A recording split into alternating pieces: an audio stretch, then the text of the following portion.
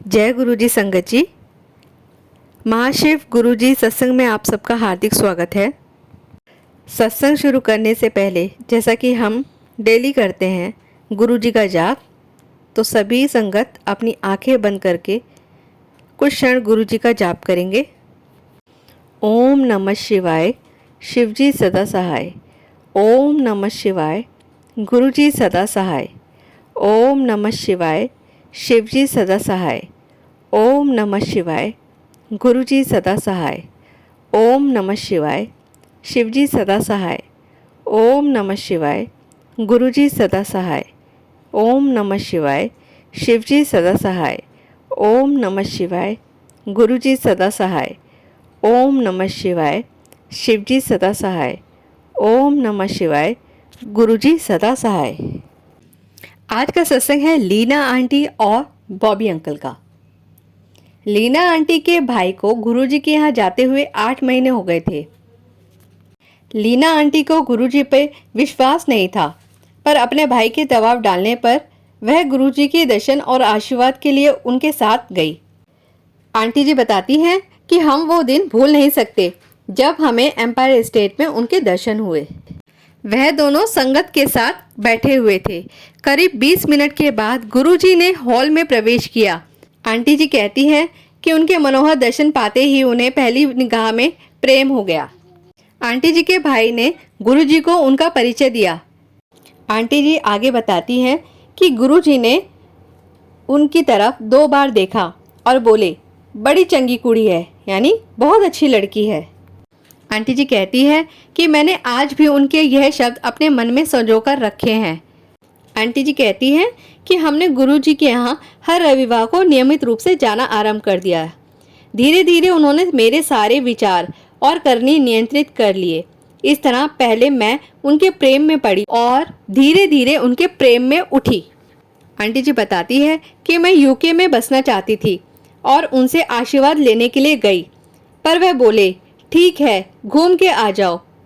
हम यूके गए और एक प्राइवेट लिमिटेड कंपनी खोली। पर गुरुजी तो जानी जहान है, वह सब जानते हैं। यूके के जाने से ठीक पहले हम फिर उनका आशीर्वाद लेने के लिए गए, पर वह बोले नहीं जाना। आंटी जी स्तंभित रह गई और उन्होंने 3 बार उनसे पूछा तो वह भड़क कर जोर से बोले, मंगीदा नहीं, मनीदा, यानी मांगना नहीं है, मानना है। उस समय आंटी जी को इन शब्दों का अर्थ नहीं समझ आया। आंटी जी ने एक भक्त सिंगला अंकल जी से पूछा, उन्होंने इसका अर्थ उन्हें बताया।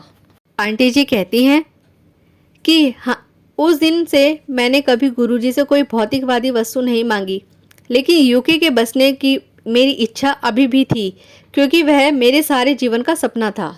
आंटी जी ने आगे बताया कि गुरुजी की महासमाधि के बाद सारी संगत चूर चूर हो गई थी और मैं भी। ऐसा लगा मानो सारी दुनिया ही थम गई थी। आंटी जी कहती हैं कि 2 साल बाद मैंने फिर अपने पति से यूके जाकर बसने की इच्छा जाहिर की। हम एक रविवार को बड़े मंदिर गए। जैसे ही मैं आज्ञा लेकर जाने लगी, एक आंटी मेरे पास आकर बोली कि अच्छा हुआ कि मैं यूके नहीं गई, क्योंकि आजकल वहाँ कुछ भी अच्छा नहीं था। वो यूके के बारे में लगातार नकारात्मक बातें बोलती रही जब तक मैं मंदिर से नहीं निकली। वापस जाते हुए मुझे ऐसा एहसास हुआ कि ये गुरुजी की ओर से एक सीधा संदेश और स्पष्ट संकेत था कि मुझे यूके जाकर बसने के बारे में नहीं सोचना चाहिए।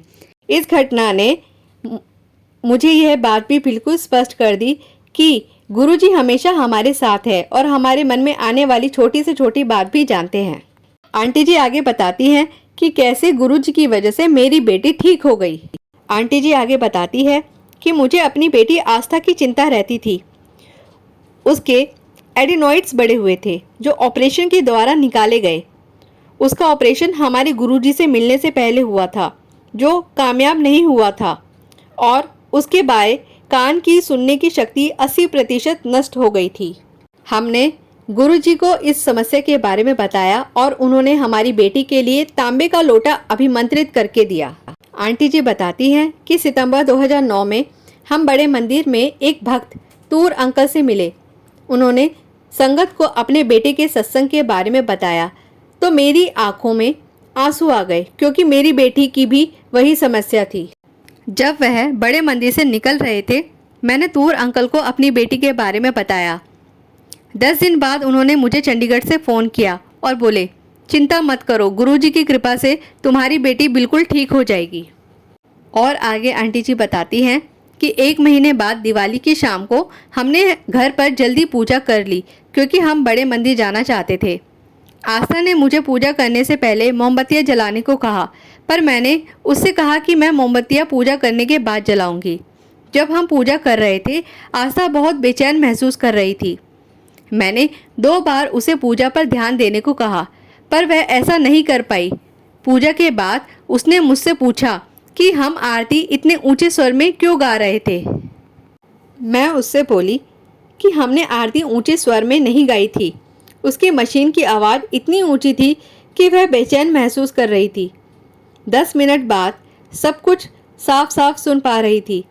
मैंने उसका विश्वास नहीं किया जब तक मैंने अपने पति के कान में कुछ फुसफुसाया और उसने वो सुन लिया। वह मुझसे बोली कि अब वह सब कुछ साफ साफ सुन सकती थी। आंटी जी कहती हैं, हम गुरुजी के बहुत आभारी हैं कि उन्होंने हमारी बेटी को ठीक कर दिया।